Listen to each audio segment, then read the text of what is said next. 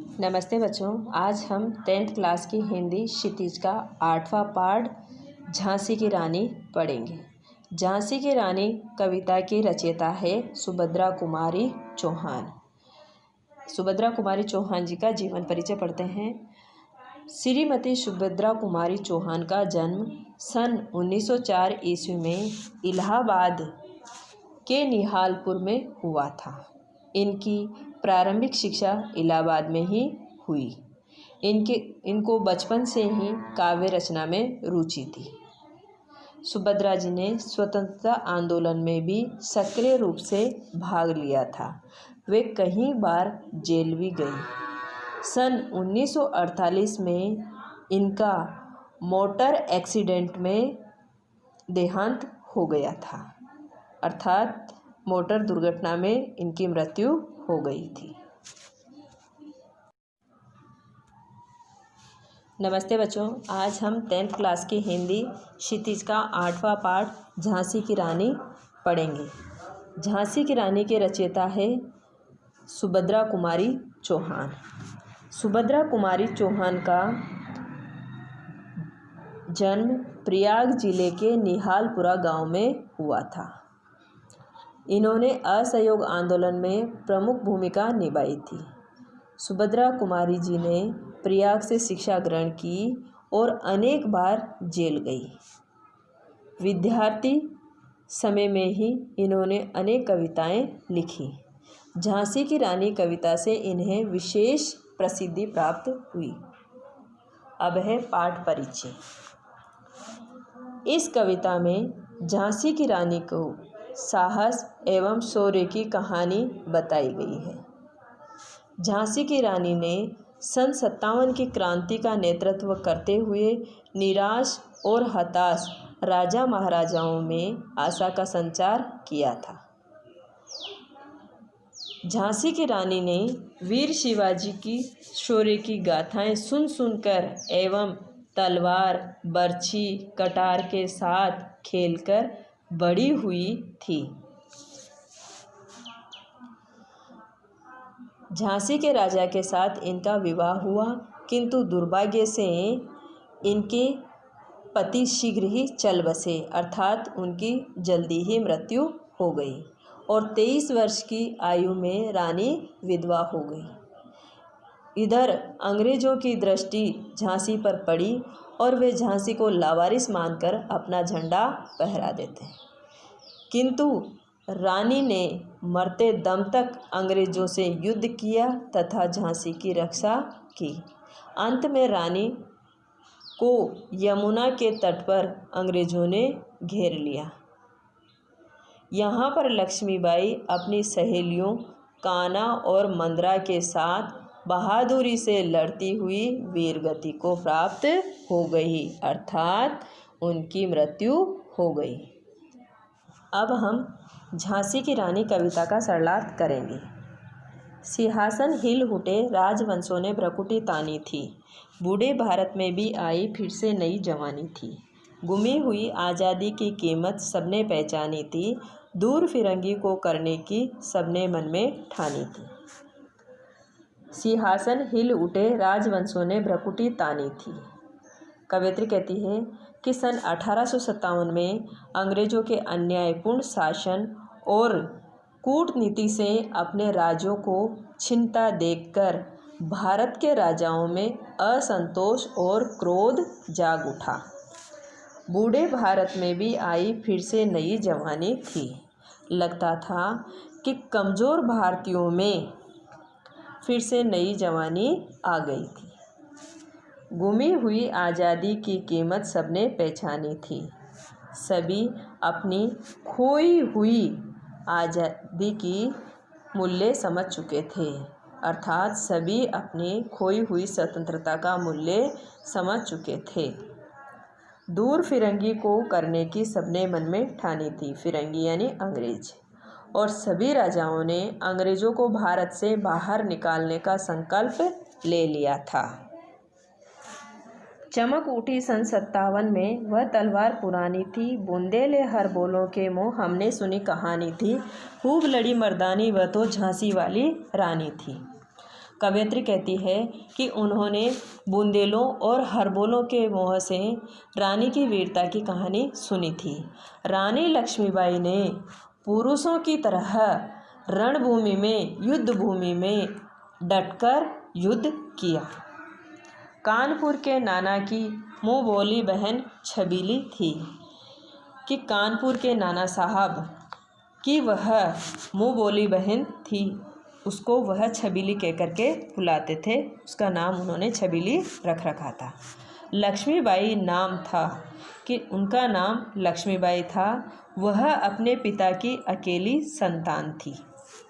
नाना के संग पढ़ती थी, वह नाना साहब के साथ पढ़ती थी, नाना के संग खेलती थी और वह नाना साहब के साथ ही खेलती थी। बरछी डाल कृपाल कटारी उसकी यही सहेली थी।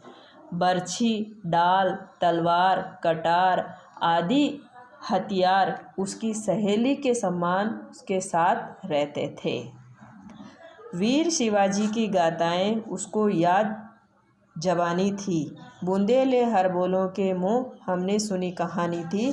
खूब लड़ी मर्दानी वह तो झांसी वाली रानी थी। वीर शिवाजी की कहानियाँ उन्हें मुँह जुबानी याद थी। कवयित्री कहती है कि बुंदेले हरबोलों के मुँह से उन्होंने रानी की वीरता की कहानियाँ सुनी थी कि वह अंग्रेज़ों के साथ मर्दों के समान युद्ध करती थी। लक्ष्मी थी या दुर्गा थी, वह स्वयं वीरता की अवतार। देख मराठे पुलकित होते उसकी तलवारों के वार। महारानी लक्ष्मीबाई बचपन में कभी लक्ष्मी, कभी दुर्गा और कभी साक्षात वीरता की अवतार दिखाई देती थी। उनके द्वारा किए जाने वाले तलवारों के वार को देखकर मराठे लोग बड़े प्रसन्न होते थे।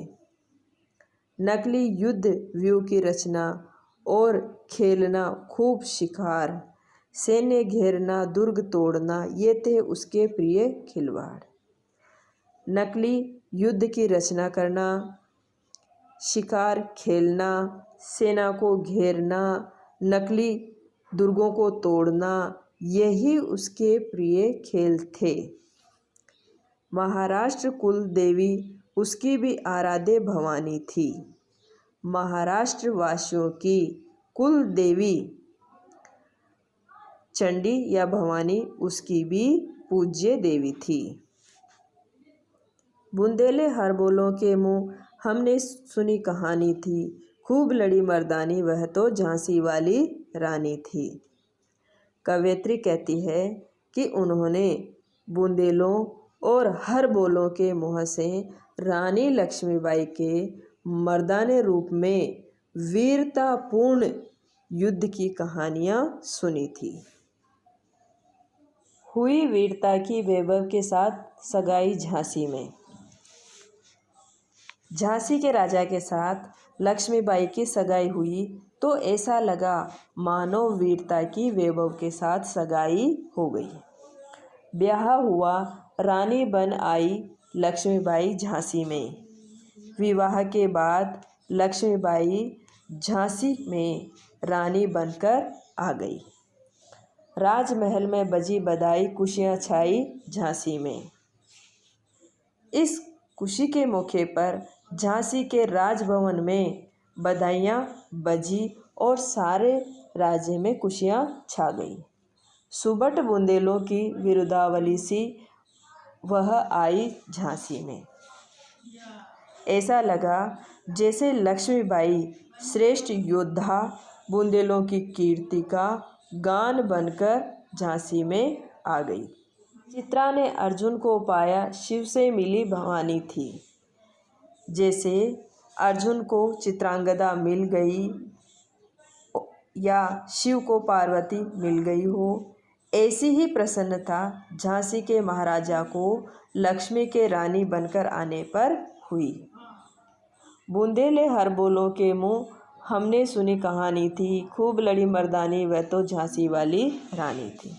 कवयित्री ने बुंदेलों और हर बोलों के मुखों से रानी की यह कहानी सुनी थी, जिसमें उनके मर्दानेपन का वर्णन हुआ है। उदित हुआ सौभाग्य, मुदित महलों में उजियाली छाई। लक्ष्मीबाई के आने से झांसी के राजभवन में प्रसन्नता का उजाला छा गया था। ऐसा लग रहा था अब झांसी के सौभाग्य का उदय हो गया है। किंतु काल गति चुपके चुपके काली घटा घेर लाई। किंतु समय की गति चुपके चुपके संकट की काली घटा घेर लाई। तीर चलाने वाले कर में उसे चूड़ियां कब भाई। लगता था कि काल को भी तीर चलाने वाले हाथों में उसके चूड़ियां अच्छी नहीं लग रही थी। रानी विधवा हुई, हाय विधि को भी दया नहीं आई। असमय ही रानी लक्ष्मीबाई विधवा हो गई। विधाता को भी ऐसा कठोर प्रहार करते समय रानी पर दया नहीं आई। निसंतान मरे राजाजी, रानी शोक समानी थी। बिना संतान के राजाजी परलोक सिधार गए, अर्थात उनकी मृत्यु हो गई थी। रानी के शोक का तो कोई पार ही नहीं था। बुंदेले हर बोलों के मुँह, हमने सुनी कहानी थी, खूब लड़ी मर्दानी वह तो झांसी वाली रानी थी। कवयित्री कहती है कि बुंदेले और हर बोलों के मुँह हमने रानी की वीरता की कहानियाँ सुनी थी। बुझा दीप झांसी का, तब डलहौजी मन में हर्ष आया। झांसी के राजा के बिना संतान ही मर जाने पर झांसी राज्य का दीपक बुझ गया। यह देखकर अंग्रेज शासक डलहौजी मन ही मन बड़ा प्रसन्न हुआ। राज्य हड़प करने का उसने यह अच्छा अवसर पाया। झांसी के राज्य पर अधिकार करने का उसे अच्छा अवसर मिल गया था। फौरन फौज भेज दुर्ग पर अपना झंडा फहराया। उसने तुरंत अपनी सेना भेजकर झांसी के किले पर अंग्रेजी झंडा फहरा दिया। लावारिस का वारिस बनकर ब्रिटिश राज्य झांसी आया। इस प्रकार बिना उत्तराधिकारी वाले झांसी के राज्य का उत्तराधिकारी बनकर अंग्रेजी राज्य ने झांसी पर अधिकार कर लिया। अश्रुपूर्ण रानी ने देखा, झांसी हुई वीरानी थी। विधवा रानी लक्ष्मीबाई आँखों में आंसू भरे हुए झांसी को पराए हाथों में जाते देख रही थी। बुंदेले हर बोलों के मुँह, हमने सुनी कहानी थी, खूब लड़ी मर्दानी वह तो झांसी वाली रानी थी। कवयित्री ने मर्दानी रानी लक्ष्मीबाई की यह कहानियाँ बुंदेलों और हर बोलों के मुँह से सुनी थी। अनुनय विनय नहीं सुनती है विकट शासकों की माया। कवयित्री कहती है कि निरंकुश शासक किसी की नीति की बात नहीं सुनते थे।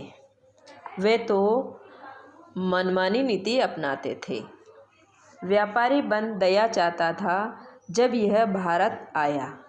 यही अंग्रेज कुछ समय पहले भारत में व्यापारी बनकर के आए थे। उस समय ये भारतीय राजाओं से दया चाहते थे। डलहौजी ने पैर पसारे, अब तो पलट गई काया। डलहौजी ने मनमाना कानून अर्थात अपनी इच्छा के अनुसार कानून बनाकर देसी राज्यों को हड़पना प्रारंभ किया और देखते देखते व्यापार करने वाली कंपनियां की काया पलट गई। राजाओं नवाबों को भी उसने पैरों ठुकराया। भारतीय राजाओं और नवाबों को पैरों से ठुकरा दिया था। रानी दासी बनी यह दासी अब महारानी थी। आपसी फूट के कारण देसी राजा दास बन गए और दास अंग्रेज बन गए। बुंदेले हर बोलों के मोह हमने सुनी कहानी थी, खूब लड़ी मर्दानी वह तो झांसी वाली रानी थी। कवयित्री कहती है कि बुंदेलों और हर बोलों के मोह हमने रानी की बहादुरी की कहानियाँ सुनी थी। छीनी राजधानी दिल्ली की, लखनऊ छीना बातों बात। अपनी कुटिल नीति के माध्यम से डलहौजी ने राजधानी दिल्ली लखनऊ पर भी अधिकार कर लिया। कैद पेशवा था बिठूर में, हुआ नागपुर का भी घात।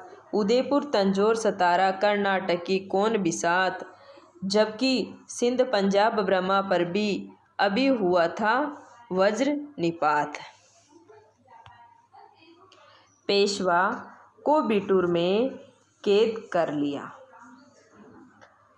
नागपुर, उदयपुर, तंजौर, सतारा, कर्नाटक, सिंध, पंजाब, ब्रह्मा आदि पर भी अपनी अनीति का कठोर प्रहार करके अधिकार कर लिया। बंगाल मद्रास आदि की भी तो यही कहानी थी। बंगाल, मद्रास आदि देशों की भी इसी तरह की कहानी थी। बुंदेले हर बोलों के मोह हमने सुनी कहानी थी, खूब लड़ी मर्दानी वह तो झांसी वाली रानी थी। कवयित्री कहती है कि बुंदेलों और हर बोलों के मोह से हमने रानी की वीरता की कहानियाँ सुनी थी। रानी रोई रे निवासों में, बेगम गम से थी बेजार, उनके गहने कपड़े बिकते थे कलकत्ते के बाजार। अंग्रेजी शासकों के अत्याचार से रानियां और बेगमें बहुत दुखी थी। उनके कीमती आभूषण और वस्त्र को छीनकर अंग्रेज कलकत्तों के बाजार में बेच रहे थे। सरेआम नीलाम छापते थे अंग्रेजों के अखबार, नागपुर के जेवर ले लो, लखनऊ के लो नौनखा हार। अंग्रेज अखबारों में इनके खुले नीलामी की सूचना छापते थे। इस नीलामी में नागपुर के जेवर और लखनऊ की बेगमों के 9 लाख के हारों की बोली लगाने की घोषणा की जाती थी। यूँ पर्दों की इज्जत परदेसी के हाथ बिकानी थी। पर्दों में रहने वाली भारत की नारियों की इज्जत इस प्रकार खुलेआम अंग्रेजों के हाथों बिक रही थी। बुंदेले हर बोलों के मोह हमने सुनी कहानी थी, खूब लड़ी मर्दानी वह तो झांसी वाली रानी थी। कवयित्री कहती है कि उसने बुंदेलों और हर बोलों के मोह से रानी लक्ष्मीबाई की वीरता की कहानियाँ सुनी थी। कुटिया में थी विषम वेदना, महलों में आहत अपमान। अंग्रेजी सरकार के अत्याचारों से सभी दुखी थे।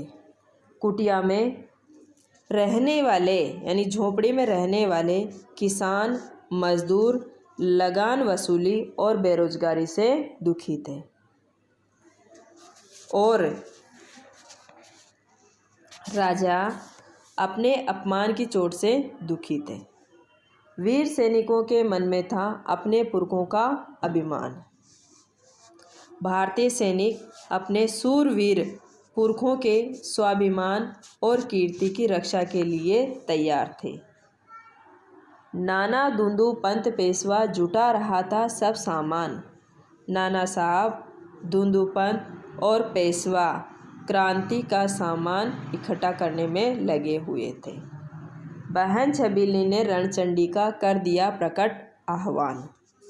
उसी समय नाना साहब की मुँह बोली बहन छबीली लक्ष्मीबाई ने युद्ध की घोषणा कर दी। हुआ यज्ञ प्रारंभ, उन्हें तो सोई ज्योति जगानी थी। इस प्रकार स्वतंत्रता का युद्ध महायज्ञ प्रारंभ हो गया। इन सभी योद्धाओं का उद्देश्य भारतीयों को सोई हुए स्वाभिमान को जगाना था। बुंदेले हर बोलों के मोह हमने सुनी कहानी थी, खूब लड़ी मर्दानी वह तो झांसी वाली रानी थी। कवयित्री कहती है कि बुंदेलों और हर बोलों के मोह से हमने रानी की वीरता, शौर्यता और मर्यादा की बहुत सारी कहानियाँ सुनी थी। महलों ने दी आग, झोंपड़ी ने ज्वाला सुलगाई थी। महलों और झोंपड़ियों दोनों ने ही इस स्वतंत्रता के यज्ञ की ज्वाला सुलगाने और आहुति देने में अपना योगदान दिया था। यह स्वतंत्रता की चिंगारी अंतरतम से आई थी। यह स्वतंत्रता प्राप्ति की प्रेरणा सभी स्वाभिमानी और पीड़ित भारतीयों की अंतर आत्मा से आई थी। झांसी चेती, दिल्ली चेती, लखनऊ लपटे छाई थी, मेरठ कानपुर पटना ने भारी धूम मचाई थी। झांसी से प्रारंभ हुआ संघर्ष दिल्ली, लखनऊ, मेरठ, कानपुर, पटना आदि में फैलता चला गया। जबलपुर, कोल्हापुर में भी कुछ हलचल उकसानी थी। जबलपुर और कोल्हापुर भी इससे अछूते नहीं थे, अर्थात वहाँ भी हलचल मची थी। बुंदेले हर बोलों के मोह हमने सुनी कहानी थी, खूब लड़ी मर्दानी वह तो झांसी वाली रानी थी। कवयित्री कहती है कि महारानी लक्ष्मीबाई की शौर्य गाथाएं हमने बुंदेलों और हर बोलों के मुँह से सुनी थी। इस स्वतंत्रता महायज्ञ में कहीं वीरवर आए काम, नाना दुंदू पंत तातिया चतुर अजीमुल्ला सरनाम। सन 1857 की स्वतंत्रता संग्राम के महायज्ञ में कहीं सूरवीरों ने अपने प्राणों की आहुतियाँ दी। नाना साहब, दुंदू पंत, तात्या टोपे, अजीमुल्ला ये सब से परिचित है। इनके अलावा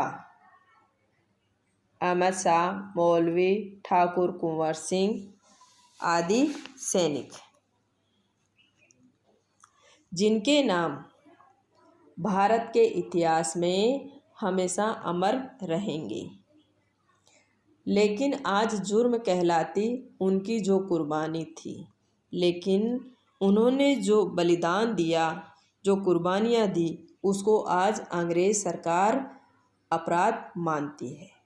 बुंदेले हर बोलों के मुँह हमने सुनी कहानी थी, खूब लड़ी मर्दानी वह तो झांसी वाली रानी थी। कवयित्री कहती है कि बुंदेलों और हर बोलों के मुँह से हमने रानी की वीरता बहादुरी की अनेक कहानियाँ सुनी थी। इनकी गाथा छोड़ चले हम झांसी के मैदानों में। कवयित्री कहती है कि स्वतंत्रता संग्राम में बलिदान होने वाले वीरों की कहानियाँ हम छोड़ करके झांसी के मैदानों में जा रहे हैं, जहाँ रानी लक्ष्मीबाई मर्दों के बीच में मर्द बन करके खड़ी है। लेफ्टिनेंट ओकर आ पहुँचा, वहाँ अंग्रेजी लेफ्टिनेंट ओकर आ पहुँचा है। आगे बढ़ा जवानों में और जवानों के आगे जाकर रानी के सामने खड़ा हो गया है। रानी ने तलवार खींच ली, उसे देखते ही रानी ने अपनी तलवार निकाल ली। हुआ द्वंद्व असमानों में, दोनों के बीच द्वंद्व यानी घमासान युद्ध होने लगा। जख्मी होकर ओकर भागा, उसे अजब हैरानी थी। रानी के प्रहारों से घायल होकर लेफ्टिनेंट ओकर भाग गया।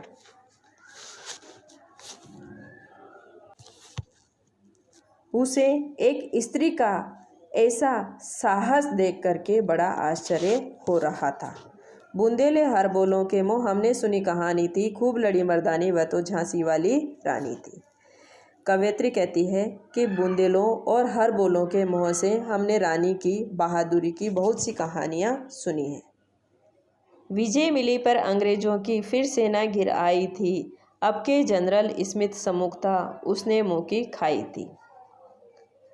लेफ्टिनेंट ओकर के घायल होकर भागने से रानी विजय हुई थी, लेकिन तभी जनरल स्मिथ ने रानी पर आक्रमण कर दिया। कान्हा और मुंद्रा सखियां रानी के संग आई थी। रानी और उसकी दोनों सहेलियां जो रानी के साथ आई थी, कान्हा और मुंद्रा, युद्ध क्षेत्र में उन दोनों ने भारी मारकाट मचाई थी।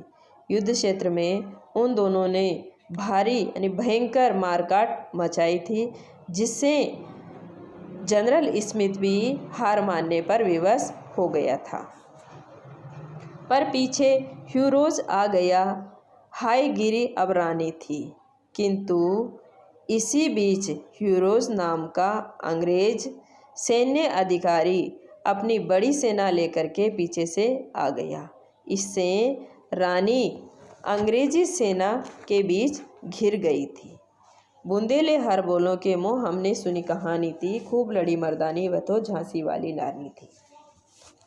कवयित्री कहती है कि बुंदेलों और हर बोलों के मुँह से हमने रानी की वीरता की कहानियाँ सुनी थी। तो भी रानी मार काट कर चलती बनी सैन्य के पार। फिर भी रानी मार काट करती हुई सेना के बीच में से होती हुई आगे बढ़ती गई, किंतु सामने नाला आया था। ये संकट विषम अपार। किंतु जैसे ही वह आगे बढ़ रही थी, सामने एक बड़ा नाला आ गया। यह उसके संकट की घड़ी थी। घोड़ा अड़ा, नया घोड़ा था, इतने में आ गए सवार। उस नाले को देख कर के घोड़ा रुक गया, क्योंकि वह घोड़ा नया था। इतने में ही जो सैनिक थे वह रानी के पास आ गए। रानी एक शत्रु बहुतेरे, होने लगे वार पर वार। रानी तो एक थी और शत्रु अनेक थे। तो उन सबके बीच में तलवार से वार पर वार होने लगे। घायल हो गिरी सिंहानी, उसे वीरगति पानी थी। वह लक्ष्मीबाई घायल होकर के गिर गई, क्योंकि उसे वीरगति ही प्राप्त होनी थी। वीरगति के द्वारा ही प्राण त्यागने थे। बुंदेले हर बोलों के मुँह हमने सुनी कहानी थी, खूब लड़ी मर्दानी वह तो झांसी वाली रानी थी। कवयित्री कहती है कि बुंदेलों और हर बोलों के मुँह से हमने रानी की वीरता बहादुरी की अनेक कहानियाँ सुनी थी। रानी गई सिदार, रानी परलोक चली गई। चिता अब उसकी दिव्य सवारी थी कि उसकी चिता उसे ले जाने वाली अलौकिक सवारी के समान थी। मिला तेज से तेज, तेज की सच्ची अधिकारी थी। उस तेजस्वी वीरांगना का तेज परम तेज या परमात्मा में लीन हो गया। अपनी वीरता और बलिदान के कारण उसे है परम तेज मिलना ही चाहिए था। अभी उसकी उम्र केवल 23 साल की थी। वह मनुष्य नहीं बल्कि मनुष्य के रूप में अवतार थी। हमको जीवित करने आई बन स्वतंत्रता नारी थी कि वह स्वतंत्रता की नारी बन करके हमको जीवित करने आई थी। जो हम सो गए थे उसे है हमको जीवित करने आई बन स्वतंत्रता नारी थी। लगता है वह स्वयं स्वतंत्रता की नारी का रूप लेकर हम भारतीयों के मन में नया जीवन भरने आई थी। हमको जीवित करने आई बन स्वतंत्रता नारी थी कि ऐसा लगता है कि वह स्वयं स्वतंत्रता की नारी का रूप लेकर के हम भारतीयों के दुखी हृदयों में नया जीवन भरने आई थी। दिखा गई पथ सिखा गई हमको जो सीख सिखानी थी, कि वह हमें रास्ता दिखा गई और हमको जो नई सीख सिखानी थी वह सिखा गई। बुंदेले हर बोलों के मुँह हमने सुनी कहानी थी, खूब लड़ी मर्दानी वह तो झांसी वाली रानी थी। कवयित्री कहती है कि बुंदेलों और हर बोलों के मुँह से हमने रानी की वीरता की अनेक कहानियाँ सुनी थी। जाओ रानी, याद रखेंगे ये कृतज्ञ भारतवासी, ये तेरा बलिदान जगाएगा स्वतंत्रता अविनाशी। कवयित्री कहती है कि है रानी, जाओ हम तुम्हें विदा करते हैं, परंतु सारे भारतवासी तुम्हें हमेशा याद रखेंगे। तुम्हारा यह बलिदान स्वतंत्रता की अमर भावना जगाता रहेगा। होवे चुप इतिहास, लगे सच्चाई को चाहे फांसी, हो मदमाती विजय मिटा दे गोलों से चाहे झांसी। चाहे इतिहास में तुम्हारे बलिदान को भुला दे, भले ही सच बोलने वाले को फांसी पर चढ़ा दिया जाए, चाहे अहंकारियों की जीत हो जाए, अंग्रेजी सरकार भले ही तोपों से झांसी का नामो निशान मिटा दे, लेकिन कोई भी तुम्हारी कीर्ति को नहीं मिटा पाएगा। तेरा स्मारक तू ही होगी, तू खुद अमिट निशानी थी। हे रानी, तू तो स्वयं ही अपना स्मारक होगी, क्योंकि तेरा नाम और काम अमिट वस्तु है। बूंदेले हर बोलों के मोह, हमने सुनी कहानी थी, खूब लड़ी मर्दानी, वह तो झांसी वाली रानी थी। कवयित्री कहती है कि बुंदेलों और हरबोलों के मुँह से हमने रानी की वीरता बहादुरी की अनेक कहानियाँ सुनी हैं। बच्चों, इस पाठ का अच्छी तरह से सरलार्थ करें और जो समझ में नहीं आए उसको कमेंट बॉक्स में कमेंट करके बताएं। धन्यवाद।